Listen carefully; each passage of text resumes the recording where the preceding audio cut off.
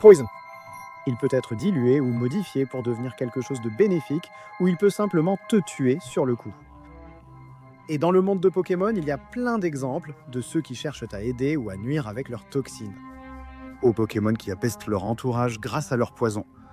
À d'autres Pokémon qui utilisent leur poison pour nuire à la vie végétale, ainsi qu'aux humains et aux autres Pokémon. Aujourd'hui, nous allons examiner en détail le type poison, pour voir où ces créatures toxiques se situent sur le spectre de la moralité. Je suis Kyle de Pokébinge, et voici les Pokémon de type poison, du bon au mal. Avant de commencer, posons juste quelques règles de base. Nous allons juger ces Pokémon selon les caractéristiques de l'espèce dans son ensemble, ce qui veut dire que nous ne prendrons pas en compte les cas individuels des Pokémon concernés. Une exception peut être faite pour certains Pokémon légendaires, mais cela se fera principalement au cas par cas. De plus, si toute une lignée évolutive de Pokémon partage le type poison, ils occuperont une seule place. Maintenant que tout cela est dit, commençons. Comme d'habitude, nous allons commencer par le Pokémon le plus noble et descendre jusqu'au plus maléfique. Ces types poison empêchent leurs toxines de nuire à leur entourage et les utilisent, en fait, pour aider les autres. Ces Pokémon sont les bons.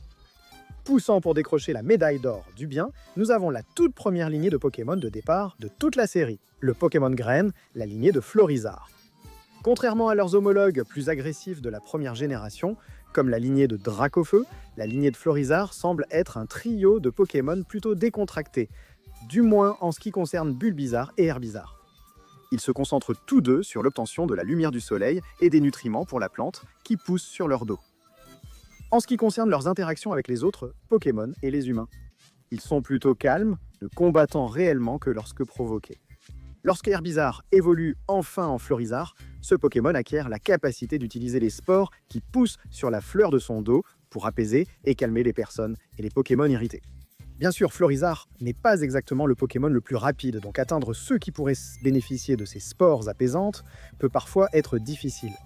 Mais étant donné que cette famille évolutive s'entend bien avec les autres Pokémon et aide à calmer ceux qui les entourent, la place de la lignée de Florizarre est bien méritée. La lignée de Nidoqueen, le Pokémon perceur, obtient notre médaille d'argent de la bonté pour son évolution en 3 étapes de la première génération.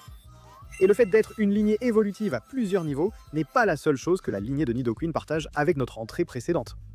Tout comme la lignée de Florizarre est beaucoup plus douce que les autres starters, en ce qui concerne Nidoqueen, Nidorina et Nidoran femelle, toutes les 3 sont beaucoup plus dociles et calmes que les mâles de la lignée Nidoran.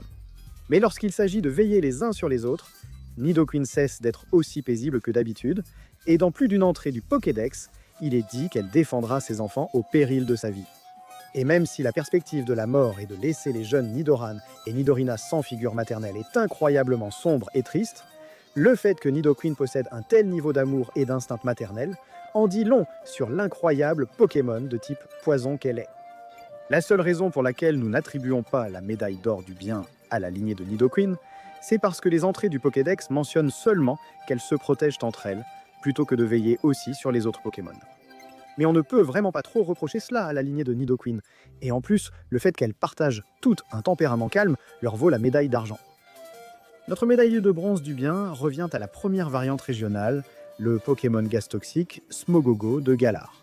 Certes, comme Smogogo de Galar n'existe pas depuis aussi longtemps que nos précédents candidats, on ne sait pas grand-chose sur ce Pokémon comparé aux autres. Ce que nous savons, c'est que le comportement de Smogogo de Galar rend la région beaucoup plus saine à vivre. Dans l'entrée du Pokédex de épée, il est mentionné qu'en raison du nombre de polluants dans l'air, Smogogo de Galar les consomme et les remplace par de l'air pur. Et bien que Smogogo de Galar suivent Tadmorph de temps en temps. Cela est dû au fait que Miamiasme et Miasmax ont tendance à produire beaucoup de toxines avec leur corps, et Smogogo de Galar essaie d'empêcher ces toxines de trop se répandre. Espérons que ce Pokémon pourra trouver d'autres régions où vivre et continuer à mettre à profit ses compétences incroyables et précieuses pour aider d'autres Pokémon et des personnes. Notre deuxième forme régionale arrive tout de suite, mais cette fois-ci, elle vient de la lumineuse Alola. C'est le Pokémon Boo, le Mooklin d'Alola. Plutôt que d'avoir leur forme habituelle avec une odeur si horrible qu'elle repousse les autres et un toucher qui fait mourir instantanément la végétation, Grimer et Muk d'Alola sont en réalité assez populaires sur l'île. Grimer et Muk ont été amenés à l'origine dans la région insulaire pour aider à se débarrasser des déchets que les habitants d'Alola avaient jetés. Mais au lieu d'être contrariés, d'être utilisés essentiellement comme des broyeurs d'ordures ambulants, Grimer et Muk semblent vraiment apprécier leur travail assigné et affichent généralement une attitude assez joyeuse et calme. Cependant, s'ils n'ont plus de déchets à manger, ces deux Pokémon peuvent vite causer des dégâts, cassant des objets pour créer plus d'ordures à leur goût. Cependant, cela semble assez rare, donc on ne peut pas vraiment en vouloir à Grimer ou Mukdalola pour ces petits écarts occasionnels. La première lignée de Pokémon de Paldea débarque. La lignée du très loufoque Pokémon Poisson, Clodsire. À la suite d'une bataille territoriale perdue, les Whoopers de Paldea ont abandonné leur habitat habituel dans l'eau et se retrouvent désormais à marcher dans les prairies de la région avec un film toxique recouvrant leur peau pour se protéger. Mais au lieu de partir chacun de leur côté, les Whoopers de Paldea forment des groupes soudés et veillent les uns sur les autres. Après que Whooper évolue en Clodsire, ils aident les jeunes Whoopers et leur permettent même de monter sur leur dos. Nous ne savons pas grand-chose d'autre à leur sujet, mais nous sommes assez à l'aise pour placer cette lignée de Pokémon ici. Ensuite, nous avons la lignée de Pokémon singes toxiques et artistiques, celle de Graphilé. Shroudle et Graphilé sont tous deux des Pokémon qui utilisent leur salive toxique, à la fois pour se défendre et pour marquer leur territoire. Shroudle semble avoir un tempérament principalement calme. Mais si l'on se fait mordre par lui, un effet secondaire de son poison est la paralysie, mais cela s'applique surtout à ses ennemis et comme technique de défense. Pour Graphilé, on ne sait pas vraiment grand-chose sur les effets de sa salive toxique, à part qu'il l'utilise pour dessiner sur les arbres afin de marquer son territoire et qu'elle peut changer de couleur en fonction de son alimentation. Ensuite, nous avons la lignée des Pokémon à bouche toxique, celle de Coatox. Cradopo et Coatox font partie des rares types de Pokémon poison dont les toxines peuvent être diluées et transformées en médicaments. Et même si nous ne savons pas dans quelle mesure ces Pokémon participent volontairement à la collecte de leur venin à cette fin, le fait qu'ils soient suffisamment populaires auprès des établissements médicaux pour être utilisés comme mascottes indique en quelque sorte que ces Pokémon grenouilles venimeuses aident volontairement. Quand il s'agit de combattre d'autres Pokémon, les deux peuvent parfois se battre de manière sournoise, mais c'est avant tout une tactique de survie plus qu'autre chose. Nous ne voulons pas gêner notre prochain Pokémon lorsqu'il est prêt à attaquer avec son spray malodorant. Le Pokémon Moufette, la lignée de Moufleur. Quand on y regarde de plus près, Moufouette et Moufleur sont des moufettes et affichent le comportement typique des animaux réels dont ils s'inspirent. Ce qui distingue cependant Moufouette et Moufleur de leurs homologues réels, c'est le fait que les fluides que ces deux-là peuvent pulvériser peuvent soit assommer quelqu'un, soit provoquer une perte de mémoire. Et on ne sait vraiment pas combien de temps ces effets durent. Pas très loin derrière leurs cousins d'Alola, nous avons les versions principales du Pokémon dégueu, les Grotadmorphes classiques. Contrairement aux Tadmorphes et Grotadmorphes que l'on trouve dans la région de l'île ensoleillée, les variantes principales de ces deux Pokémon ne sont pas utilisées par le public pour s'occuper des déchets de la région. Toutefois, cela ne signifie pas qu'ils n'aident pas. Grotadmorph et Tadmorph apprécient toujours un délicieux repas de déchets et contribuent à éliminer les ordures dans n'importe quelle zone, même si on ne leur demande pas. Ce qui place les versions principales en stock de Tadmorph et Grotadmorph en dessous de ceux d'Alola, c'est leur attitude. Plutôt que d'être calmes et joyeux, Grotadmorph et Tadmorph affichent généralement une expression vide et ils ne semblent vraiment pas se soucier d'aider qui que ce soit. De plus, il y a un effet secondaire malheureux chez la lignée de Grotadmorph. Toute plante que leur corps touche meurt instantanément.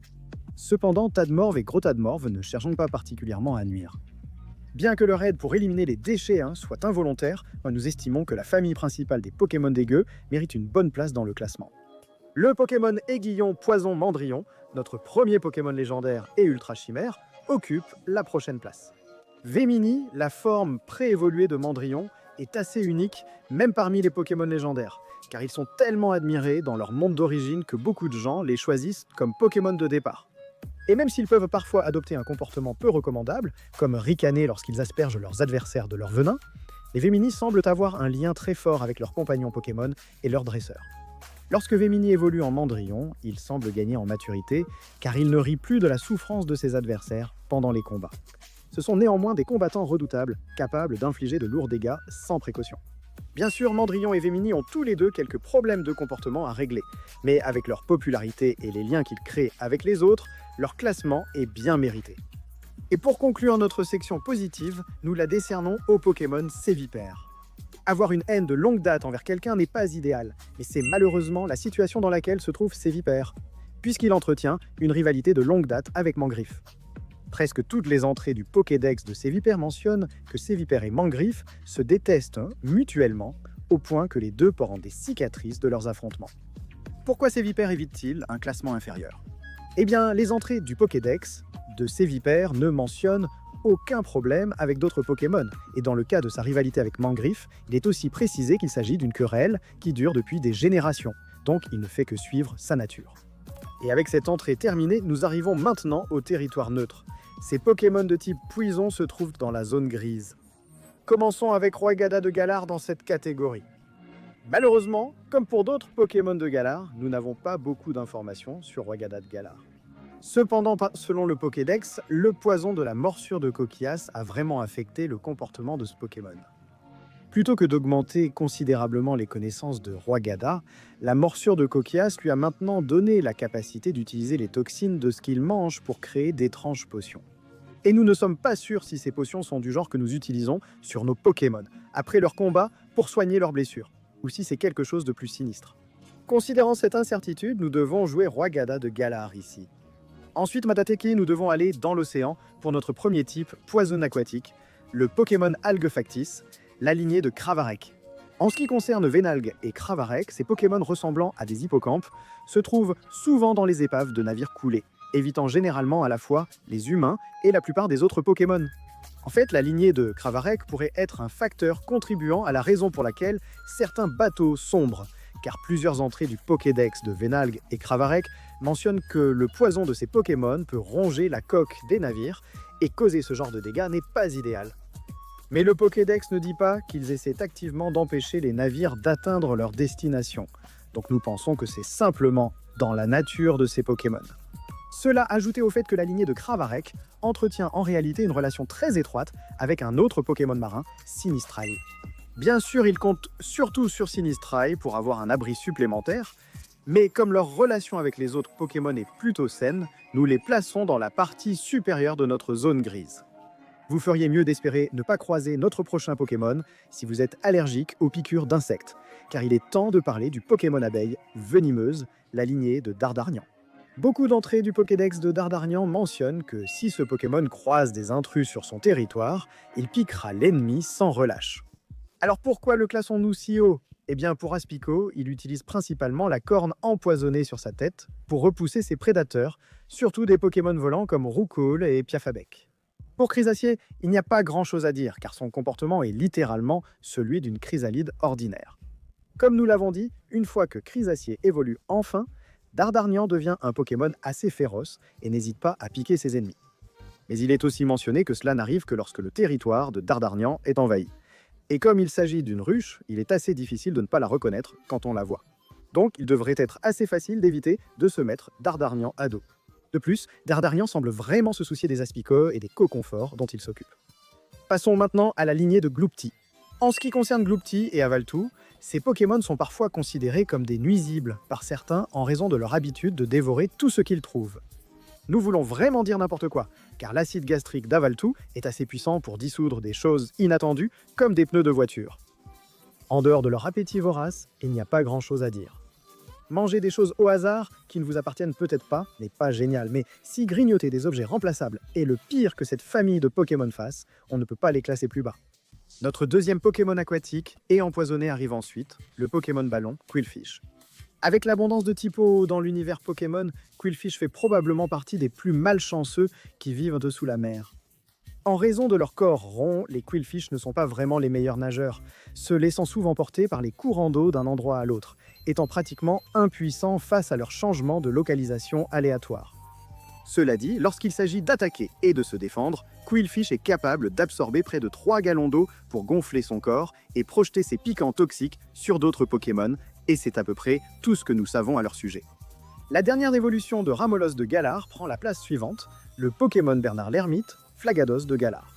A l'inverse de Roygada de Galar, on ne peut accorder aucun bénéfice du doute à Flagados de Galar. Comme leurs homologues, Flagados de Galar semble avoir une expression perpétuellement vide et ne semble pas vraiment prêter attention à son environnement, mais avec Coquias désormais accroché à leurs bras plutôt qu'à la queue, comme chez Flagados de Kanto, Flagados de Galar est plutôt négligent lorsqu'il attaque, car il tire sur la langue de Coquias pour projeter un poison très puissant depuis l'extrémité de Coquias, Et il ne semble pas prendre les effets côtés que ces attaques pourraient avoir en dehors des combats. Cela dit, Flagados de Galar semble être un Pokémon plutôt paisible. Ensuite, nous avons la lignée de Glimora, le Pokémon minerai. Germécla et Florécla ont tous les deux des pétales faits de poison cristallisé attachés à leur corps. Cependant, plutôt que d'être un accessoire élégant et dangereux, les pétales servent davantage de défense, car Germécla et Florécla les secouent pour répandre des nuages de particules toxiques s'ils sont attaqués. Les pétales de Florécla sont connus pour ressembler aux Joyotera trouvés dans la région de Paldea. Un autre Pokémon de la première génération se trouve au prochain rang de notre classement. Nous avons le Papillusion toxique, la lignée de Aéromite, car ils forment un duo de Pokémon insectes et poisons. Tantôt Mimitos qu'Aéromite se trouvent souvent dans les forêts et les zones très boisées. Et même si ces Pokémon ne croisent pas souvent les gens à cause de leur environnement, Mimitos et Aéromite peuvent quand même causer pas mal de problèmes. Plusieurs entrées du Pokédex mentionnent que ces Pokémon chassent et mangent souvent d'autres Pokémon de type insectes, mais un Pokémon doit bien se nourrir après tout, donc on ne peut pas vraiment leur en vouloir pour ça. Ce qui est moins facile à ignorer, cependant, c'est le fait que le poison d'Aéromite peut provoquer des lésions nerveuses durables et parfois entraîner une paralysie permanente. Ensuite viennent les Pokémon ressemblant à des Pokéballs, les Pokémon champignons et la lignée Golé. Trompignon et Golé ont une stratégie très particulière et assez ridicule pour gérer ceux qui croisent leur chemin. Avec leur chapeau de champignons ressemblant à une Pokéball standard, ces Pokémon espèrent que quelqu'un essaiera de les ramasser avant qu'ils ne libèrent leur spore toxique et attaquent. Contrairement à d'autres Pokémon qui se déguisent bien mieux, il est évident que ces deux-là essaient de tromper les autres, et de ce fait, leur plan échoue 9 fois sur 10. Gardez à l'esprit qu'ils veulent causer des dégâts aux autres, même par représailles. Passons à un autre Pokémon variant original de la première génération, la lignée du Pokémon gaz toxique, Smogogo. Avant de s'adapter à l'environnement de la région de Galar et d'aider à purifier l'air, Smogogo et Smogo étaient simplement un duo de Pokémon remplis de gaz toxique. Plus inquiétant encore, en ce qui concerne Smogo, il est dit que ces Pokémon sont susceptibles d'exploser à cause de la nature volatile des gaz contenus dans leur corps. Et on doute que Smogo veuille exploser volontairement parce que, vous savez, cela leur ferait aussi du mal à eux-mêmes. Nous croyons toujours qu'il faut être prudent autour de ce Pokémon. Avec Smogogo, heureusement, il ne semble pas aussi enclin à exploser que leur forme précédente, mais de nombreuses entrées du Pokédex mentionnent qu'ils sont simplement la mutation de deux Smogo fusionnés ensemble. Il n'est pas clair si cela double la puissance des gaz potentiellement explosifs dans leur corps, et s'ils sont simplement meilleurs pour les contrôler, mais à part la possibilité d'être des bombes à retardement flottantes, Smogo et Smogogo semblent être des Pokémon plutôt inoffensifs tant que rien ne les déclenche. Maintenant, venant d'Alola et complétant notre zone grise, nous avons le Pokémon lézard toxique, Malamandre. Dans le monde des Pokémon où les évolutions uniques sont pratiquement la norme, Malamandre ne fait pas exception. Pour ces lézards toxiques, seules les femelles Tritox sont capables de manger suffisamment pour utiliser leur énergie et évoluer en Malamandre. Et après avoir finalement évolué, les Malamandres forment un harem inversé avec les Tritox non évolués et organisent même des compétitions avec d'autres Malamandres pour savoir qui a le plus de Tritox à son service. Mais on ne sait pas exactement combien de libre arbitre il reste aux Tritox, car plusieurs entrées du Pokédex de Malamandre mentionnent leurs phéromones qui les attirent et les affectent profondément. Et avec cette entrée terminée, nous arrivons maintenant aux Pokémon poison, dont les actions font bien plus que simplement nous rendre un peu malades. Allant de causer des dégâts assez graves à d'autres jusqu'à les tuer, ces Pokémon de type poison sont les mauvais et les maléfiques. Notre avant-dernière lignée de Pokémon de la région de Hisui ouvre cette catégorie, le Pokémon grimpe-libre, la lignée de Sneasler. Heureusement, les habitudes de chasse de Hisui et de Sneasel semblent être relativement plus calmes que celles de leurs homologues de Johto, puisqu'il n'est fait aucune mention qu'ils attaquent les nids de Pokémon oiseaux pour les œufs ou qu'ils achèvent les Pokémon de manière brutale. Mais grâce au poison qui recouvre désormais leurs griffes, Sneasel de Hisui utilise ce venin pour infiltrer les nerfs de ses victimes. Avec Sneasler, nous n'avons vraiment aucune information sur la façon dont ce Pokémon trouve sa nourriture. Mais Sneasler préfère vivre seul dans les régions montagneuses élevées et aide parfois les gens. Passons à l'autre Pokémon mythe toxique, Dustox. D'accord, c'est vrai, Dustox partage beaucoup de similitudes avec les autres Pokémon insectes toxiques, alors pourquoi avons-nous placé Dustox plus bas que la lignée de Venomoth? Eh bien, contrairement à Venonat et Venomoth, Dustox est considéré comme un nuisible, envahissant souvent les parcs et les vergers et mangeant les feuilles et les fruits des plantes. En plus, au lieu de simplement rester dans la forêt, Dustox est attiré par toutes les sources de lumière artificielle et se rassemble en grand nombre sous les lampadaires, ainsi qu'autour des feux de camp. Et même si cela est agaçant, si on les attaque, Dustox libère des nuages d'écailles toxiques si puissantes qu'elles peuvent rendre n'importe qui violemment malade. Et comme leur lieu de rassemblement préféré est généralement un endroit où il y a probablement beaucoup de personnes et d'autres Pokémon vivant à proximité, les dégâts que Dustox pourrait causer sont vraiment impressionnants. Venant de la région de Kisui à la nage, voici la lignée d'Overkill, le Pokémon à masse d'épines. À Hisui, tant Quillfish de Hisui qu'Overquill sont souvent considérés comme des nuisibles par la majorité de ceux qui pêchent ou voyagent simplement sur la mer, utilisant souvent leur poison pour contaminer l'eau autour d'eux, rendant l'habitat invivable pour les autres Pokémon à part eux-mêmes. Overquill, en particulier, semble avoir une attitude assez agressive, au point d'avoir reçu le surnom de démon des mers, en raison de son tempérament violent et de sa tendance à attaquer quiconque croise sa route avec les nombreuses pointes qui recouvrent son corps, ainsi que son poison. Ce qui empêche la lignée d'Overquill de tomber encore plus bas, c'est le fait que Quillfish de Hisui et Overquill ne se trouvent que dans certaines zones de la région de Hisui. Donc le nombre de personnes qu'ils affectent n'est pas aussi important que celui de certains autres Pokémon de nos sections inférieures. Il est temps de retourner à la mer pour notre prochaine lignée évolutive, celle des Pokémon Méduses, la lignée de Tentacruel. Tentacool et Tentacruel sont présents depuis les tout premiers jeux de la série Pokémon, et ces méduses ont fait de nombreuses apparitions. En fait, dans certains jeux, on pourrait dire que Tentacool est le Pokémon aquatique le plus fréquemment rencontré. Cela dit, en raison de leur grand nombre, Tentacool et Tentacruel peuvent eux poser des problèmes aussi bien aux autres Pokémon qu'aux humains. Ils utilisent leurs tentacules pour attraper et piquer leurs proies sans relâche, ce qui semble être leur façon brutale de chasser. Cependant, comme il semble représenter un problème plus sérieux que la lignée de Quillpick, nous plaçons Tentacool et Tentacruel un peu plus bas. Passons à la suite, nous avons la dernière lignée de Pokémon de la région de Paldea, la lignée de Revarum. Alors que Verum semble être un Pokémon plutôt pacifique, une croyance répandue dans la région de Paldea veut qu'un Pokémon poison inconnu habite un moteur abandonné pour en faire sa maison, restant principalement dans les grottes pour absorber les nutriments des roches afin d'obtenir de l'énergie. On ne peut pas en dire autant de Revarum. Après que Verumon ait évolué en le bien plus grand Revarum, il a la fâcheuse habitude de menacer les autres avec le bruit assourdissant de son pot d'échappement. Et si cela s'arrêtait là, nous aurions placé Revarum plus haut dans notre classement. Mais en plus d'effrayer les autres avec ses bruits assourdissants, Revarum crache aussi un liquide toxique par la bouche, recouvrant tout ce qu'il rencontre. Le dicton qui dit que la beauté n'est qu'en surface s'applique à notre prochaine lignée de Pokémon, les Pokémon Bokeh, la lignée de Roserade. Dans cette évolution en 3 étapes, Rosebouton est de loin le plus convenable des 3, souvent considéré comme un Pokémon dont les manières informent les autres des changements de saison. Après que Rosebouton évolue en Roselia, son comportement reste à peu près le même, Roselia ne devenant agressif que si quelqu'un tente de cueillir les fleurs qui poussent sur ses bras. Mais comme pour les autres de cette catégorie, c'est la dernière étape de l'évolution du Pokémon qui le fait basculer du mauvais côté. Après que Roselia remplisse les conditions pour évoluer en Roserade, son comportement paisible disparaît complètement. Roserade a peut-être des fleurs qui poussent sur ses bras, comme Roselia, mais c'est bien la seule chose un peu positive qu'on puisse dire sur ce Pokémon. Il adore infliger des dégâts, soit en projetant un poison très puissant sur la personne de son choix, soit en la fouettant violemment avec ses vrilles épineuses, prenant plaisir à la souffrance causée.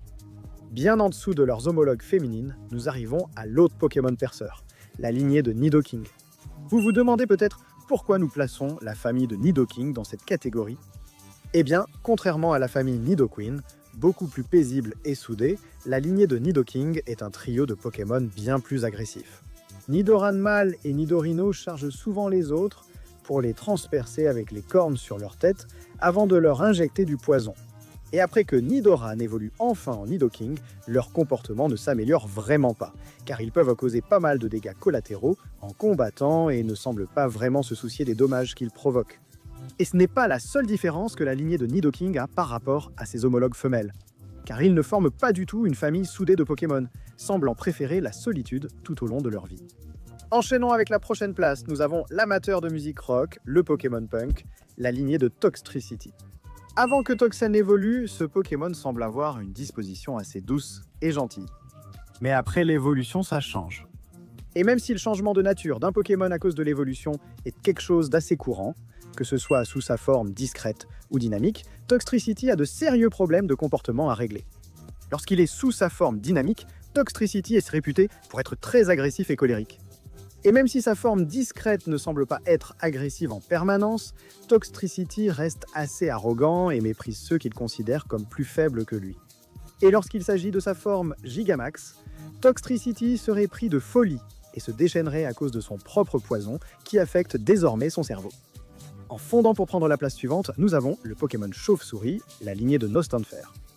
Comme d'autres Pokémon, la lignée de Nostanfer a un habitat très spécifique. Par exemple, vous rencontrerez presque à coup sûr un Nosferaptide dans n'importe quelle grotte.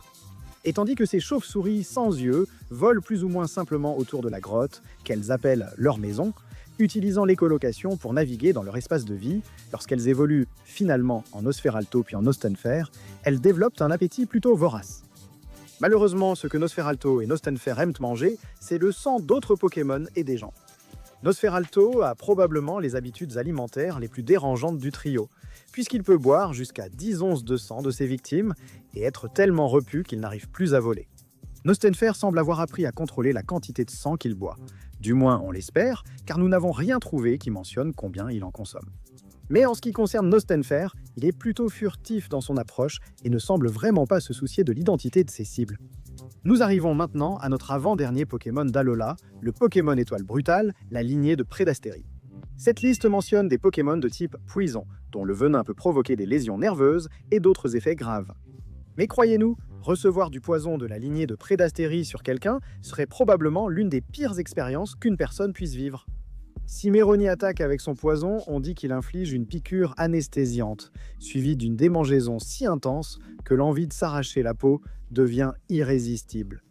Et même si nous ne trouvons rien d'aussi désagréable pour Prédastérie, son poison peut affecter quelque chose d'aussi grand qu'un Wailord et durer jusqu'à 3 jours. De plus, pour les deux Pokémon, leur nourriture de prédilection est Coraillon, ce qui a conduit à la quasi-extinction de ce Pokémon dans la région d'Alola. Bien que s'aventurer dans la jungle puisse être une expérience unique et amusante, vous devriez faire attention à notre prochain candidat, le Pokémon Attrape-Mouche, la lignée Ampiflore. La plupart des entrées Pokédex de la lignée Ampiflore évoquent leurs habitudes de chasse. La seule chose que Chétiflore, Boostiflore et Ampiflore semblent avoir en commun est le liquide sucré et collant qu'ils produisent en lead de leur bouche afin d'attirer leur proie et des sacres.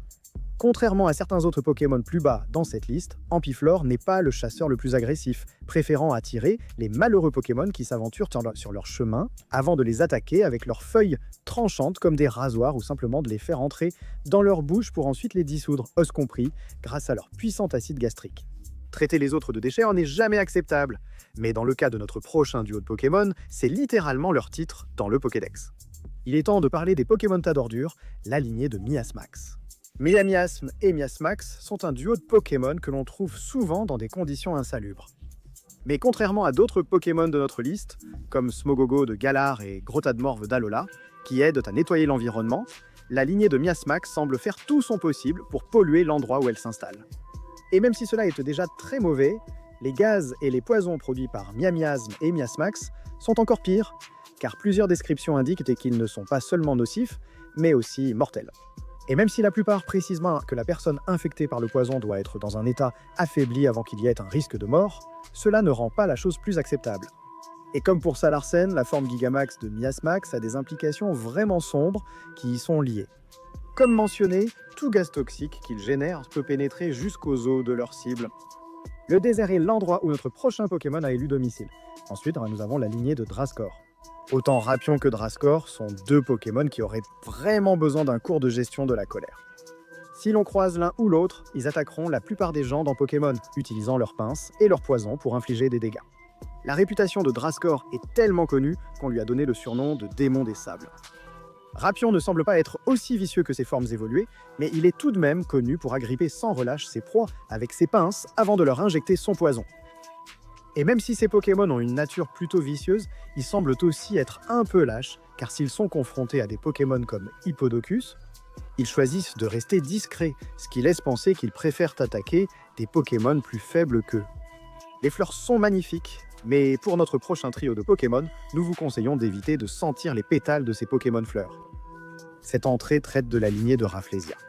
En ce qui concerne Mistelb dans cette lignée de Pokémon, il semble, d'après tous les témoignages, être un Pokémon plutôt correct, restant principalement à l'écart et s'enfouissant profondément dans la terre pendant la nuit pour recevoir des nutriments supplémentaires, ainsi que pour éviter d'éventuels prédateurs grâce à cette tactique. Comme d'autres Pokémon de ce type, Mistelb développe des traits moins appréciables après son évolution. Certes, pour Orchid, la principale caractéristique distinctive est le liquide absolument nauséabond qui coule de sa bouche, dont l'odeur peut atteindre les narines de personnes situées à plus d'1 kilomètre. Et même si nous plaignons quiconque sans cette odeur infecte, Orchid semble tout de même s'entendre plutôt bien avec Mistelb. Mais Rafflesia était la raison pour laquelle la lignée des Pokémon fleurs se retrouve aussi bas dans le classement. On sait que Rafflesia provoque non seulement des allergies extrêmement violentes à cause du pollen qu'elle produit avec les grands pétales sur sa tête, mais elle utilise aussi ce pollen pour paralyser ses proies potentielles avant de les dévorer. Nous aurions donné à Rafflesia un meilleur classement si elle se contentait de provoquer des éternuements et de l'atout avec son pollen, mais dévorer des proies sans défense alors qu'elles sont encore vivantes après les avoir paralysées, c'est vraiment sombre. En rampant jusqu'à la prochaine place, nous avons la lignée de Pokémon Arbok, le Cobra.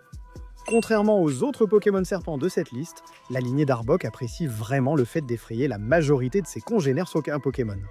Abo effraie souvent les Pokémon oiseaux comme roucoulent loin de leur nid afin de manger les œufs qui s'y trouvent. Et même s'ils utilisent leur nature furtive pour capturer des proies, nous ne savons pas à quelle fréquence Abo utilise l'une ou l'autre de ces tactiques. Quand Abo évolue, il devient nettement plus agressif.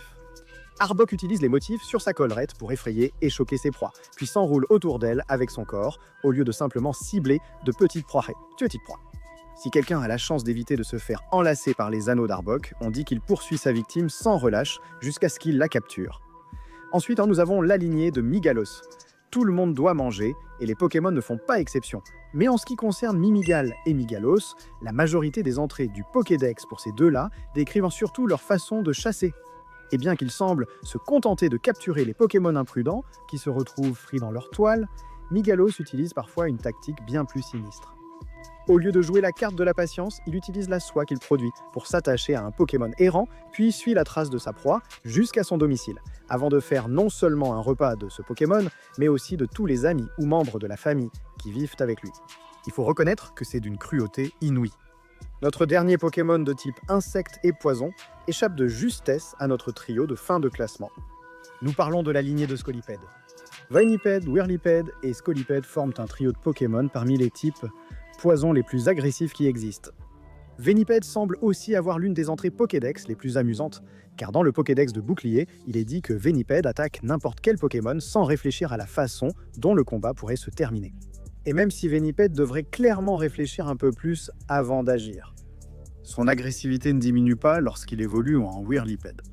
Alors que d'autres Pokémon insectes à leur stade intermédiaire se contentent d'attendre dans leur cocon jusqu'à leur révolution finale, Whirlipede utilise son corps en forme de roue pour foncer et percuter ceux qui l'entourent à des vitesses pouvant atteindre 60 miles à l'heure. Et même si Whirlipede n'est pas particulièrement grand, se faire percuter à cette vitesse par quoi que ce soit va forcément causer de sérieux dégâts. Scolipede devient encore plus agressif, car après l'évolution de Whirlipede, Scolipede prend la mauvaise habitude d'utiliser ses pinces pour attraper les autres à la gorge avant de les frapper à plusieurs reprises contre le sol, tout en leur injectant du poison. Ce n'est pas simplement la façon de combattre de Scolipede, il ne relâche pas ses victimes tant qu'elles bougent d'encore, comme on le dit. Notre deuxième et dernier Ultra Chimère, ainsi que le récipiendaire de la médaille de bronze du mal, le Pokémon parasite Nihilego, arrive ensuite. Pour tous ceux qui connaissent l'intrigue de Soleil et Lune, il ne devrait vraiment pas être surprenant que cette Ultra Chimère fasse partie des 3 derniers candidats. Nihilego porte vraiment bien son titre de parasite dans le Pokédex, s'accrochant à toute personne qu'il rencontre et la contrôlant. Lorsqu'il a un malheureux individu sous son contrôle, la neurotoxine de Nihilego s'infiltre dans le cerveau de sa victime et détériore son esprit. Même si quelqu'un a la chance d'échapper à l'emprise de Nihilego, le poison que cette ultra chimère a injecté à ses victimes peut les laisser dans un état critique, aussi bien mentalement que physiquement.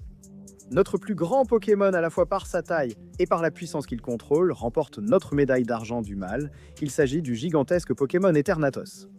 Le phénomène Gigamax, si populaire dans la région de Galar, existe grâce à l'énergie sans limite qu'Eternatos produit avec son corps. Eternatos peut provoquer le jour noir, où d'innombrables Pokémon atteignent des tailles dignes de kaiju, mais sans leur consentement ni leur contrôle. Et avec autant de Pokémon sous leur forme Gigamax, il est évident que la région de Galar serait réduite en ruine, à moins que les Pokémon affectés par Eternatus ne puissent retrouver leur taille d'origine. Eternatus ne cause pas vraiment tant de dégâts directement. Il utilise plutôt la puissance qu'il possède pour que d'autres causent les dégâts à sa place. Mais comme Eternatus ne semble pas se soucier des dégâts qu'il contribue à créer et qu'il efface essentiellement le libre arbitre de plusieurs Pokémon grâce à sa puissance, Eternatus mérite clairement la médaille d'argent du mal. Nous faisant mourir de peur et remportant la médaille d'or du mal, nous avons les Pokémon Ombre, la lignée de Ectoplasma. Est-ce vraiment surprenant que Phantominus, Spectrum et Ectoplasma obtiennent cette place? Phantominus est de loin le moins dangereux des trois. Il est surtout un farceur avant tout. C'est devenu un thème récurrent, mais quand Phantominus évolue en Spectrum, les choses deviennent bien plus sombres. Bien sûr, Spectrum aime toujours faire des blagues à des victimes sans méfiance, mais ses farces sont beaucoup plus méchantes. Mais même cela n'est pas le plus important contre Spectrum. En fait, c'est le fait que si quelqu'un est léché par Spectrum, le fluide qui recouvre sa langue provoque des convulsions violentes qui ne s'arrêtent que lorsque la victime est morte. Et en ce qui concerne Ectoplasma, il traque souvent ses victimes, prenant un grand plaisir à la peur et à l'anxiété qu'il provoque. Mais comme Spectrum, les actions d'Ectoplasma prennent une tournure encore plus sombre, car la raison pour laquelle il traque ses victimes est qu'il espère leur causer de grands torts ou même les tuer. En plus de la nature déjà terrible d'Ectoplasma, ses formes Méga Évolution et Gigamax le rendent encore plus dangereux, car Ectoplasma voit alors tout comme une cible à attaquer, ou bien sa bouche devient une porte directe vers l'au-delà. Alors si vous voyez ces fantômes empoisonnés, fuyez aussi vite que possible. Pour conclure cette vidéo sur notre spectre de moralité, attribuons nos médailles du pêcheur. La médaille de la gourmandise est décernée à la lignée Swalette. Nous avons déjà discuté de Pokémon mangeant tout et n'importe quoi dans cette liste, mais Gloupine et Swalette sont particulièrement réputés pour cela. Le prix de la luxure doit revenir à la lignée Salazzle, car les femelles Salazzle parviennent facilement à faire tout ce qu'elles veulent aux mâles Salandides grâce à leurs phéromones. La médaille de la colère revient à la lignée Nidoking, car ils sont très imprudents et peuvent causer pas mal de dégâts collatéraux lorsqu'ils attaquent. Quant à la médaille de la paresse, c'est une égalité parfaite entre les deux évolutions galariennes de Ramolos, Flagados et Roigada, car aucun des deux ne se déplace très vite. Le prix de l'orgueil doit revenir à la lignée de Salarsen, car ils méprisent ceux qu'ils considèrent comme plus faibles qu'eux. Et enfin, la médaille Darwin doit revenir à la lignée de Golé, car leurs tentatives de se déguiser en Pokéballs sont vraiment mauvaises. Dites-nous dans les commentaires si vous êtes d'accord avec notre classement et quel est selon vous le Pokémon Poison le plus maléfique. Activez la cloche de notification et regardez nos autres vidéos sur Pokébench, votre référence Pokémon. Merci d'avoir regardé.